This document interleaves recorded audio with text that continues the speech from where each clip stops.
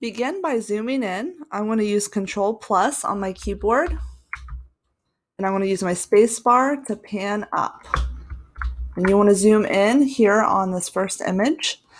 So here we're going to use the rectangular marquee tool located here on your toolbar. You have to press down for a few seconds and you'll see you have all of these options here. So for this image, what you want to do is select this window here. So I'm going to click and push down and drag out a rectangle. And then I want to add to the selection. So I'm going to hold down the Shift key on my keyboard, and I'm going to drag out another rectangle of the door. And you'll see now I have both of these items selected. Now I want to get rid of the windows here. So to subtract from a selection, you're going to hold down the Alt key on your keyboard and drag out and select these window panes.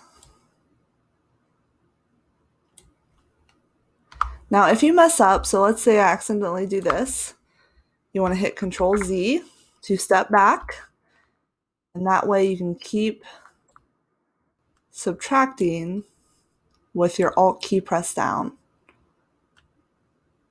All right.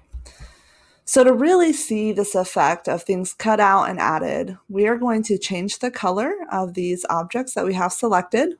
So go up to Image here at the top menu, go down to Adjustments, and we are going to adjust the hue saturation, which is another word for color. Hue and color are synonyms, and you want to adjust this hue slider.